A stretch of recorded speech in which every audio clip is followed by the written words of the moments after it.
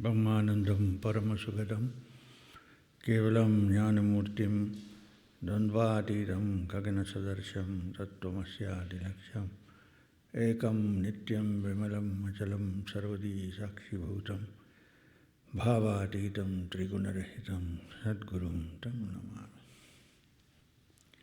So, I think we agreed that this is a class, right? So, what does the teacher do when the students are around? The teacher wants a feedback of what the students have understood. Now I'm going to do a dangerous thing. I'm going to ask some of you what you have understood about the Upanishad. Is that okay? Is that lawful? Is that allowed? So, what did you understand about the Upanishad, which you can explain to me as if I am a student and you are the teacher? You have a good role to play. So the question is, who shall I ask? Since there are no bulls and cows, I'll have to ask the human beings.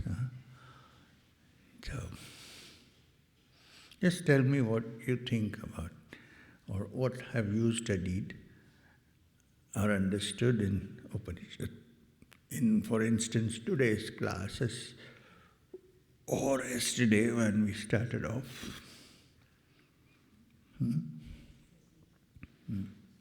think one of the most beautiful things that I got was that we are doing the groundwork, and the groundwork can be kriya, it can be bhajan, it can be transcendental meditation, it can be pranayam, it can be all these things that we're doing the groundwork, but that we can't actually force or aspire to higher states of consciousness. We can just do the groundwork and cultivate it, and then at some point when the ground is fertile, it'll just happen.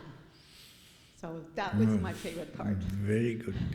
That is a very nice way of, not nice, it's partly what the Upanishads are trying to say. Yeah. So which means what? Patience is of the essence. You can't rush it. It does not depend on the technique. The techniques are only meant to bring about a certain state of mind. Right? It's nothing more than that. The goal is not the technique. So therefore, to understand that the technique is not the goal, even when you do kriya, it's a very important point to note. Otherwise, that is not part of the technique. Okay. So, this side, anybody? No question. I want.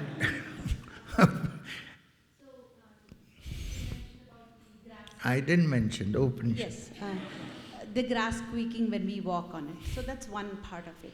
I actually was in my house de-weeding my garden. There were a lot of weeds. And as I was pulling them... Lot of what? Weeds. Weeds. Flowers and then weeds, they are growing next to it. And there were lots. These are big plants they've grown. As I was doing it, just before coming here, in my heart I was thinking, oh my God, I'm pulling a plant. I plant trees, of course we plant a lot of flowers. So my heart at that moment said, should I do it or should I not do it? What would you... And of course it's walking, everything, yes, we look at an insect, we walk away from it, we try not to harm anything. But this particular weed, I cleaned an entire path that day. And it bothered me that I pulled something out. This was not exactly what I wanted. I was not into the weeds in your house, but about But the about symbolic part of that, right? Wait. About the Upanishads that we studied, is there, what is your view on that? And that's what I was asking. Okay, now, since you're on the subject of the weed, now, human beings, human society has classified some things as weeds and some things as non-weeds. And we are busy sticking to that rule and taking out all that you think is weed and leaving all behind what is not weeds. That's what we are up to. I would say, you see those wild flowers around here? Have you gone for a walk? Nobody planted them. Nobody planted them. They were here when we came, they're still existing and they're continuing.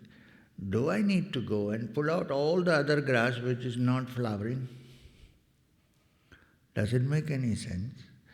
It's beautiful out there, the wildflowers. So somewhere along the line we say, oh, we learn. We are living in a civilized society.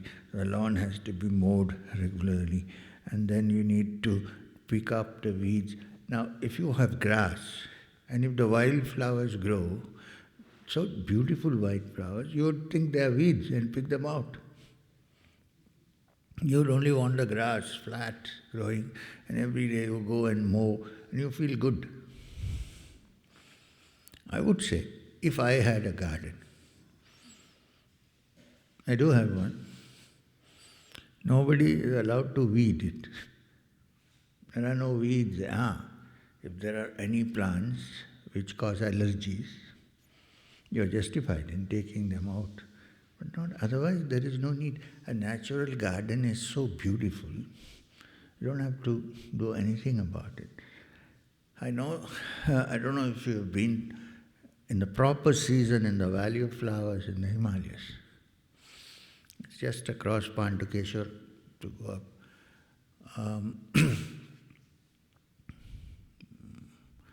Forget the name of that place.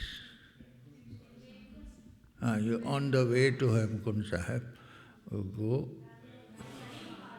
There's a Valley of Flowers. Nobody planted them. There's no gardener there. Nobody is weeding. Nobody is doing any mowing. It's so beautiful. It's as if some flowers are on one side, some flowers. So if you really feel very bad, and if your neighbors are not objecting, better let them grow. They give an added dimension to your lawn. Somebody says, why is your lawn? This is my unique lawn.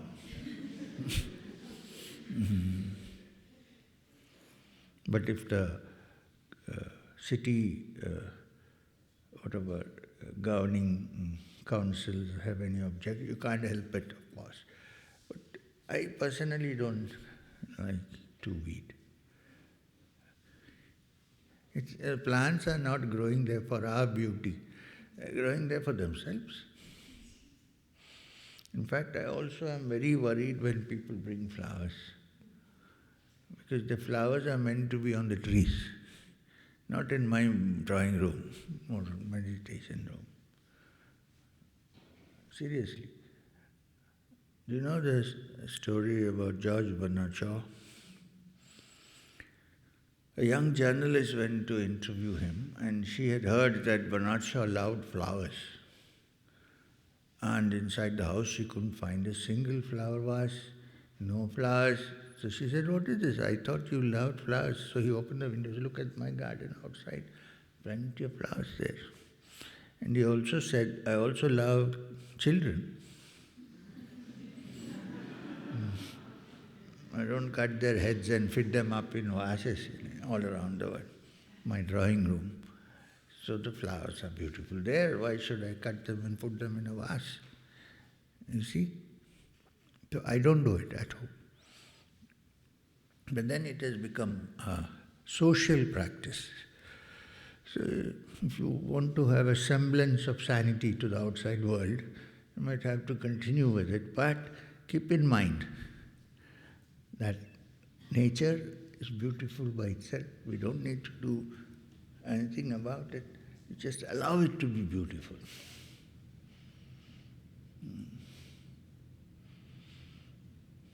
Yeah. Neither in my house nor anywhere I allow anybody to mow anything. I also have some hideouts in the forest areas. There's nothing to do. Nobody is going to complain. And if at all the cow is hungry, you can send it to eat the grass. Now it has its own mowing system. About the Upanishad, not about the weeds here. Yes.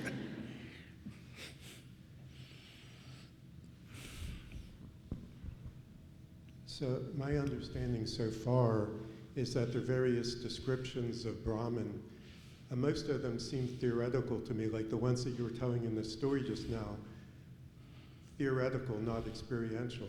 Whereas earlier you had talked about the witness state and also about your own turiya state. And The what? Turiya.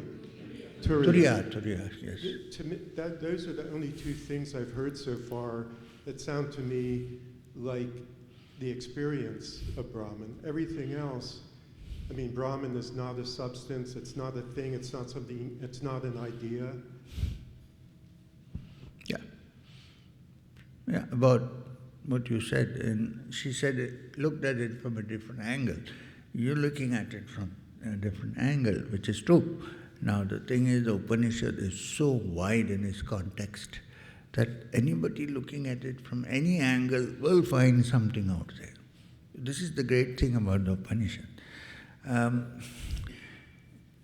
For instance, you'd see the deep relationship between the teacher and the taught.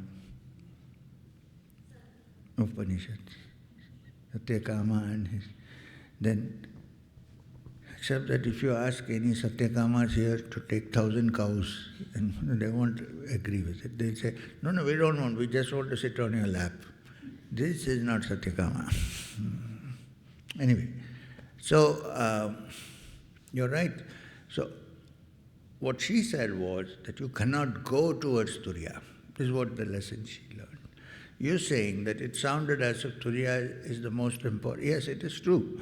But even turiya is a natural state and not a created state. You cannot conjure a kriya with your mind. Then it becomes one of the worlds that you've built up in your mind. And therefore, while turiya is the word used for that, we should be careful that the word doesn't become more important than the fact. You know what I mean? For instance, everything is quiet and I'm silent. I'm not doing anything in particular. The mind is at rest. And I see something. Immediately, the mind should not jump up and say, turiya. This is also one of the teachings of the Upanishad. Because what happens, just like the technique becomes more important than the goal, the name becomes more important than the thing. So, this much if you keep in mind, of course the essence is turiya. There's no question about that.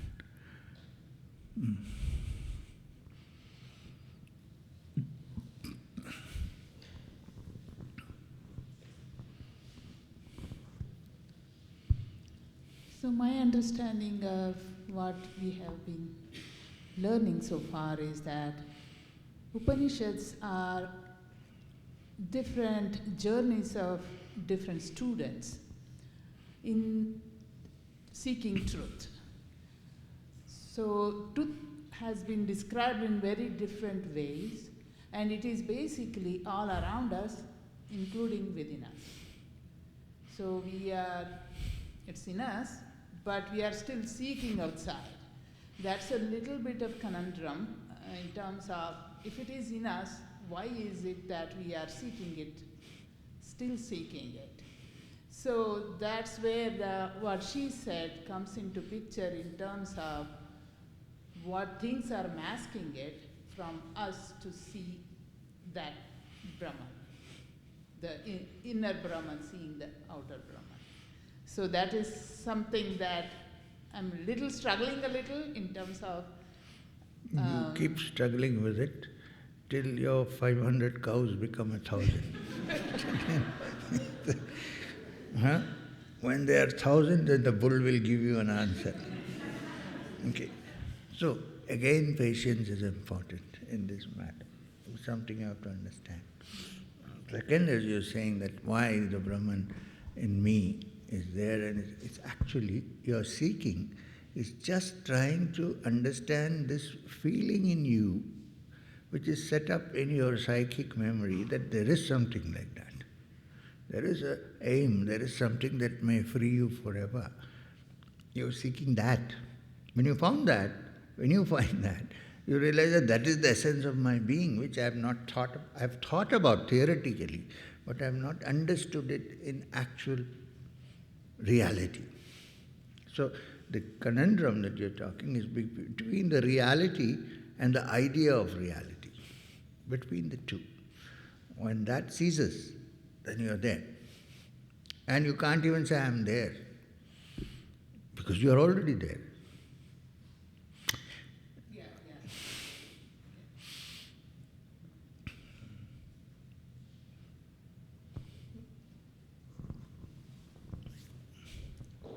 What I understood is truth is there all over, in all the quarters that all the animals are mentioned for Satyakama. The way we can realize it is developing some qualifications, like don't think, do, or say evil things. All the evil qualities. When you hear from a realized person or a highly spirited person, you repeatedly hear from the person. Repeatedly is a key word, yes. Hear every time as the first time you are hearing it. Yes. Because once we read the book multiple times, sometimes a new layer may be discarded. Or when you hear the person as the first time, the layer may be discarded. Got it. You're right. Then improve. One should have concentration levels. One should be tranquil in all the situations. Though in midst of situations like eating, talking, or fighting with someone, but still be tranquil and be truthful. If you can't tell the truth upfront, keep quiet or look for some means. Developing all these qualities will get the purity into you, and you may be more open for the breeze to flow in when it can. What I liked about your opinion, your idea about the Upanishad, was that this is important. The Upanishad is classified as a Shruti. A Shruti is that which is heard. So, if you hear once, and if you got it, then you don't hear it again, it's over. But that one hasn't got there, you hear it again. But when you hear it again, consider it as a new hearing, and not as an old hearing, which I've heard this before. This is a very important point that you have touched. Each person has touched. I'm happy about the class, from the response as of now, that something is going on. I'm not wasting my time in sitting here and telling you stories. But stories are important because some things cannot be understood except through stories. Which is why people read fiction, Fiction may be stories, but you get something out of it which is different from the actual story out there. So, the Puranas and all have been written. There may be many things when you read them which strike you, which you will not understand or read if it is just plain prose. So when the Upanishad also, although it is the stark truth and reality which some people cannot even stomach, then goes into an allegory of cows talking and Agni, it gives a different sense to it. Then you begin to understand better than if the rishi is sitting and saying, there are 4 quarters to the earth and so on. This is very important. Yes, anybody else want to?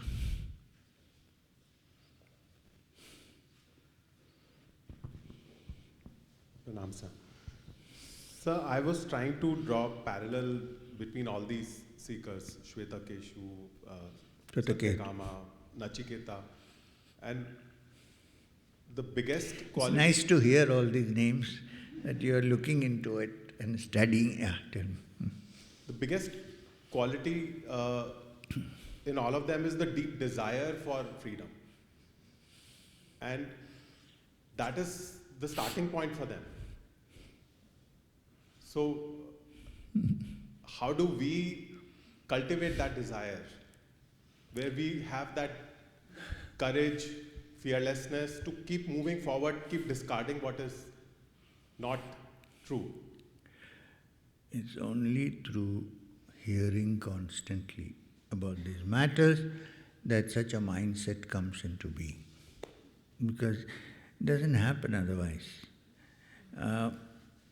Most of the students who you meet in the Upanishads are people who have reached the threshold and they have nothing other than the desire for the truth in their minds. Right? So we are nowhere close. If we are close, then you become like, then you see the truth.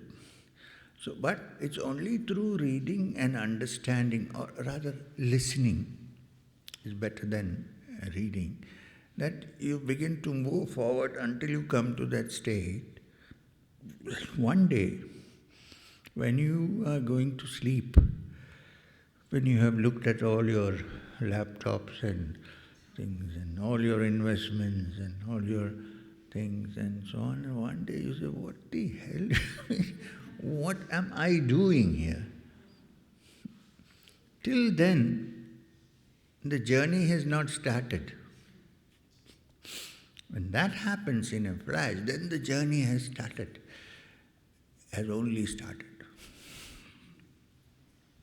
From there begins the actual movement towards the truth, till each one of us have reached the stage of thought, mindset of Nachiketas or Satyakama or any one of the other students that you see in the Upanishad, then the journey begins.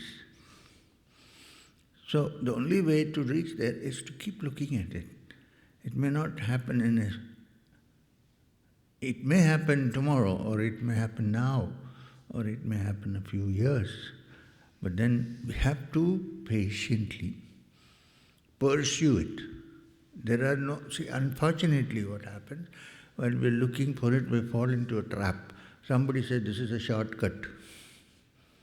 Or somebody says, you just have to do this. So for years you labor in that trap. By the time you realize it's too late. Right? So try to keep yourself away from these traps as much as possible. And keep looking for it. And don't compare yourself with somebody else. Because each person's evolution, according to me, spiritual, intellectual, and so on, is different from the other. Even though we are all common factor human beings, we all come from different backgrounds, from different, you don't want to believe this, but from different births. And we come with a certain, what may I call it, merchandise in us. And we need to, therefore, one person you may think, oh, this person is going so fast, why am I not? There are certain things to be changed in you or me which that person doesn't have, which is done already. Which also explains why young people, you find suddenly that there are some young people who are very spiritual. And I mean, when I say spiritual, not that they're doing any funny things, they're seriously interested in finding out the truth, which perhaps the parents don't have. And that means they have already done some homework before they came to that point. They may not even know it. They will figure it out, of course, slowly. So that's it. So there is no way other than, although the Upanishad says, I am Atma pravachanena labhya, that through pravachanas you cannot find the Atman. What they mean is, through pravachanas you cannot find the Atman, but through pravachanas you come to know that through pravachana you cannot find the Atman. Without pravachana, how do you know? You understand? You get what I'm trying to say? Or, I am Atma balahinena labhya. So if you are weak, you cannot attain the Atman. How do I know that? Only by reading this or listening to it. Actually, listening is better than reading. Because when you read, your mind can go here, there, it can conjure up distractions. But when you listen, at least for some time, you can't go anywhere. You have to listen. Now, you might want to run away, but you are here. All the doors are closed. You have to listen, right?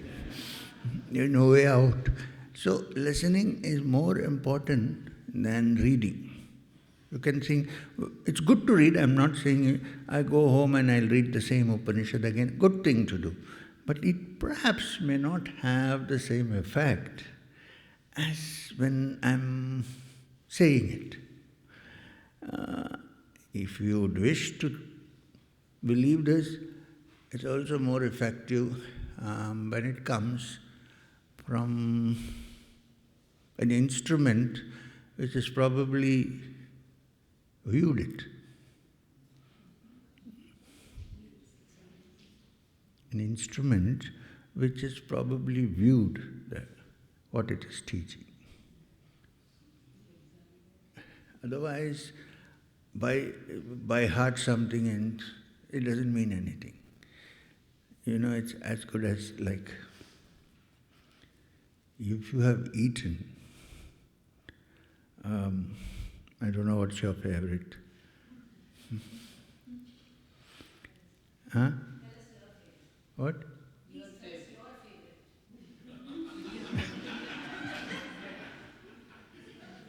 My favorite is very simple. Nice rice, dal and papadam. So, unless you eat it and know what it is, whatever you try to explain to others, it is not going to work. Because you don't know. You have not had the experience of it, right? You are just going around what somebody said. In a cookbook it is written that varan dal and rice are good. Have you tried? No. Huh? Why do you say that? Oh, it's written in that book. It's written by a great cook. Okay? But you eat it first.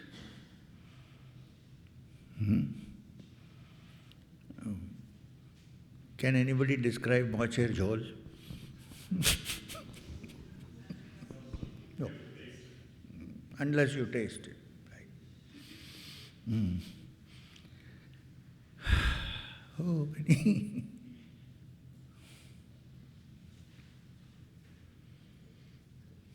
Okay.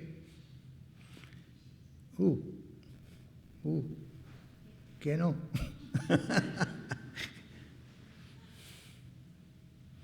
I want you to only say what you think, what you understand about the Upanishad, okay? Don't bring anything else in. No, not you, I'm just saying. Where is our friend? Huh? What I have at least come to understand, it could be entirely wrong. No, don't start like that. Okay. Is at least all of us are very defective balls. Defects in the sense that there are a lot of mental biases, prejudices. In all of the Vedantic teaching and Upanishads, in some way or the other, help to correct each of those defects. Some every birth, because we are all slow in understanding everything and resetting it. And that's the entire journey all about. And the moment the ball is completely non-defective and smooth, the ball, that's the soul or ball, which has a lot of defects in it. The moment it is fully complete is when the Brahman at least opens up. Then the ball becomes the Brahman. At least that's my understanding of Yeah. Got it. So I'm happy. The Upanishad class is going on well. At least from the feedbacks that I get behind you. Pranam. What I understood from this class, I'm going to use one of the metaphors that you used, that I am one of those green flat worms on the left side of that box. Not And- worms, wafers, Yeah. whatever. And I'm trying my level best, before I met you, to find some way to break through that glass wall, and has not been successful, has bruised myself in the process many ways. Upanishads are essentially letting the being who's looking above yourself know that I'm settled and you can pick me up. And I'm trying my level best to figure out how to make that happen. Look,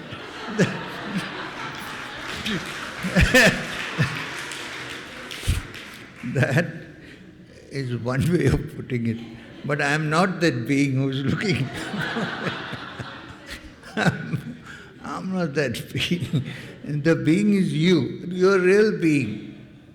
Because the movement is constant, this being is not able to register. I mean, this is what has happened.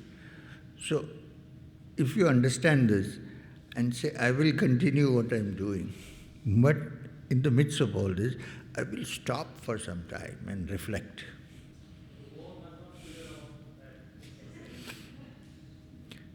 I'm saying. So, why do you call it the worm? I don't know. I never used the expression worm. The flat Okay, whatever. beings, worms, whatever it is. This The worm- wafer thin worms. Worm sounds very bad. You're not worms, yes, you're mighty beings.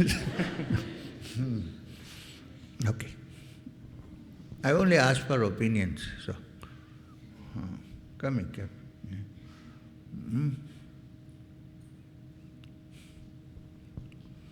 Namaste, sir.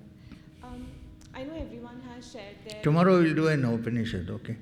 I need to get some feedback here. Is all recorded? No. Oh, yes. But they can't see who is saying it. Doesn't matter. I know everyone has shared their learning, so I won't say the same thing, but in addition to all that, one thing that I learned was that we are not alone. We are not helpless. Brahman is supporting us, it is within us. We just need to keep on working and keep on purifying ourselves. Good idea. May I add that you are yourself that Brahman? This is also one of the... No, when you touch that, you understand that you are yourself the Brahman. It is nowhere from outside. It's right there. The same thing that is here is also spread out everywhere. Thank you. Your take on that, you understand. Give to this young lady up there.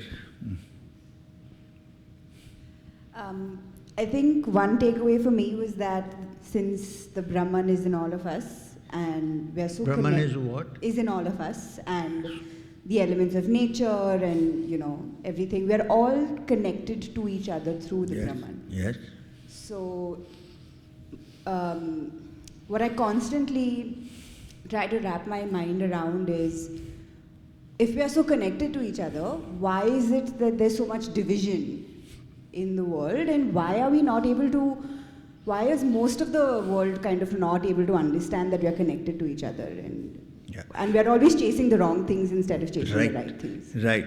So let us not even speculate on why everybody doesn't understand. Say that I at least have an inkling of understanding and I will try to seek it. Forget about why others do. We don't have to go there. What about me? And if I get there, then I can help others also to get there. And if you, from the ultimate point of view of the Brahman, everything is as it is. There's nothing, nobody is going this way, that way. But to understand that, till then, all these things come up. To understand that, one has to work towards it. And working towards it basically is what the Upanishad is talking about, that you prepare yourself. You cannot find it, but you prepare yourself. When you have prepared yourself, and your vessel is empty and ready to receive, then it is there. Yes.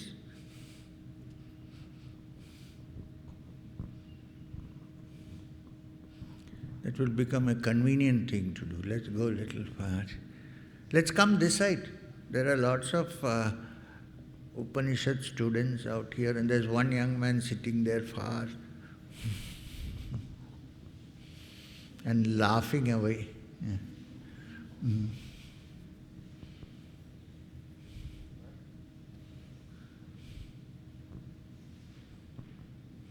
Namaskaram, sir.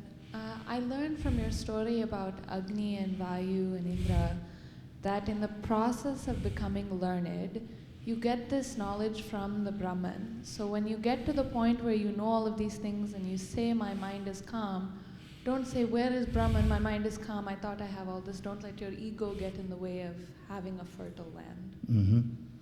Say that again, last part. Don't let your ego of I've learned so much get in the way of reaching Brahman once you've learned everything elsewhere. Right. Also, once you have learned all that, the question of your little being does not arise. Then you figure out everything is over, there is only that reality. That's what you figure out, finally. What you know is that you do not know. When you stay there and say, I do not know, then what happens is the reality. It's not like any technical thing. There you need knowledge to do things technical. Like if you want to drive a car, you need to have some idea. Of course, afterwards it becomes muscle memory. You don't have to do it. Do you sit down in the car and think, I should? No, it happens. Now that is a mechanical action that the muscles have taken over and the brain has put into practice. But here, it's not like that. It's when everything is calm and quiet and tranquil, it reveals itself as the truth. And you do nothing about it. You just sit, and even the fact that I know doesn't arise. I know it's a tough thing to even imagine. The problem is it cannot be imagined. Imagination goes close to it and retires. But the good news is that it is all you, not something else. The secret of your heart, it is that. And it is joyous. And all the joy that we seek in this world is indirectly seeking that which is this in the secret recesses of one's own heart. When you touch inside, then you see that it is also outside. Unfortunately, you can't come the other direction.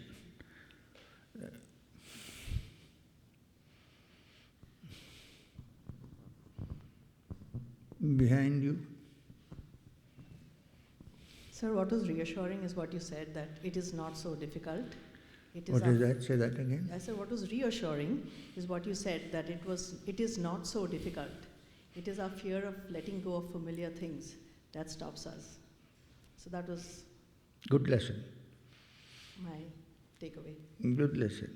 Good takeaway. It's not so difficult.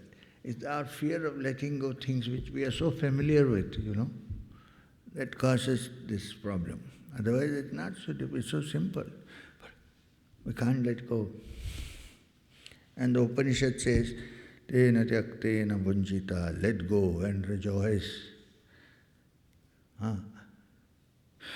We human beings, during our evolution on this earth, have become so stuck to status quo.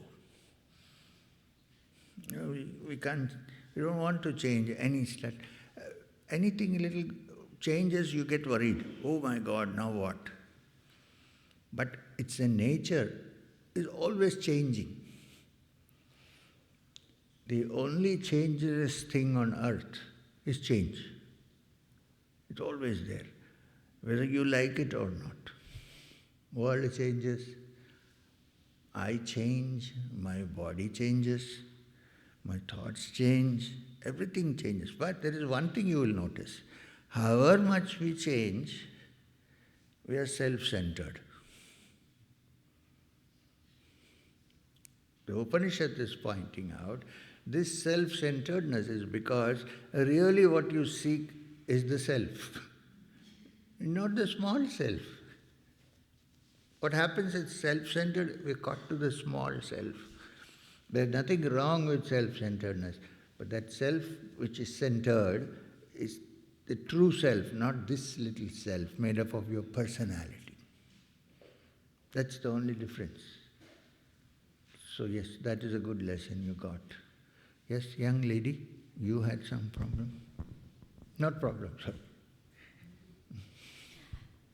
So my understanding was pretty much what everybody was saying. And in order to reach that, touch that which is already here, one must create the correct fertile ground to plant the seeds into so that they sprout. So going forward, would it not be better to consciously make decisions so that you don't become entangled in further things in life? Absolutely. In order to maintain what you've already created. Yes, And for that you require a lot of courage. Which is why the Upanishad says, Balahinena labhya, this weak cannot. It's not an easy thing to take a decision that from now on I will change my life. I'll see what is my first, what do you call that? Priority. No, it's not easy to do that because all our lives till now we have been going inside a pattern. We've been living inside. Now to break that is very difficult. But I think some change has to take place. You're right. Without that you cannot get back there. so it's better to remain somewhat isolated. Well, Not isolated in terms of, not being social creatures, because we need that, right? But in terms of, you talk to people like, I'm doing this, I'm going to go for, I'm going to get married, I'm going to have 10 children. These are entanglements, right? No, but I'm being serious. These are entanglements. Those are desires, but does one have to curb your desire? Of course. In order to reach that. Yes, so make that conscious decision not to. When you say curb the desires, it should not be I'm curbing or it's why am I doing this? Yeah. Because I want more energy and more attention to what is more serious. Therefore I think this not so serious. Therefore I'm getting rid of it. But believe me, that one remains unmarried is no guarantee that one is free of problems. Sometimes a married person has less problems. You know why? Nobody tries to corner them in parties. Nobody, especially if you are good looking. Hey, watch out. Just don't go to any parties. Huh? Don't go to any parties. See Don't that? go to any parties. What's that? If you don't go to the party, you won't get cornered. Oh, okay. Well, you can. If you're brave enough to avoid those issues, you can be brave and say, look, I'm not married, I'm alone, but I'm no interest in anybody. I'm looking for something. This is my path, I'm sticking to it. It's not easy in this society, People see, this is one reason why monks have one edge over us. Because they wear a different robe and they've shaven their heads. And everybody knows they're monks. So they wouldn't go and sit down on a Sunday and say, hey, let's have a beer. They know we can't say that to this guy. So he's saved. But it's not so with others. So you're right, yes, you have to take conscious decisions. What decision you take is different, but you need to take conscious decisions. There's no doubt about that. I think we should stop. Oh, anybody? Yeah, many, but we have only 5 minutes. Yes?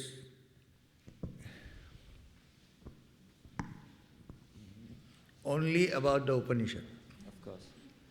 One of the reasons I put my hand up was I was encouraged that backbenchers don't put their hands up.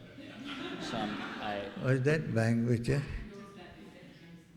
Oh no, I didn't say that. You didn't, but I was encouraged to put my hand up. You can come forward.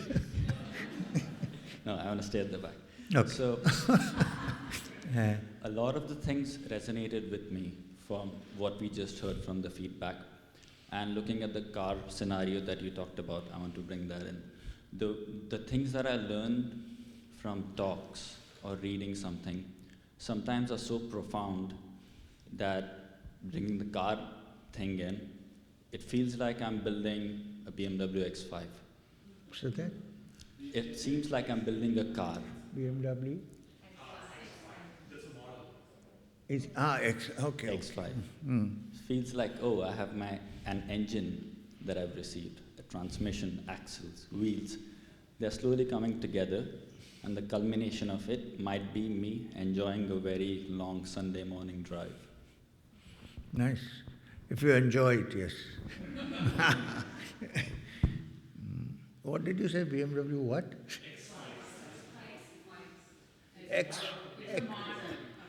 X5, okay. I'm looking at 4 Series, electric. Okay.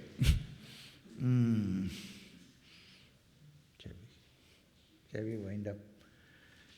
Okay, so tomorrow morning when we come back, we have one more day, right? We will get one Upanishad and start with it and continue to see how it reflects many of the things that we discussed. So allow me to pick and choose which Upanishad. Don't give me any suggestions and prejudice me. Thank you. So wish you all a beautiful X5 holiday.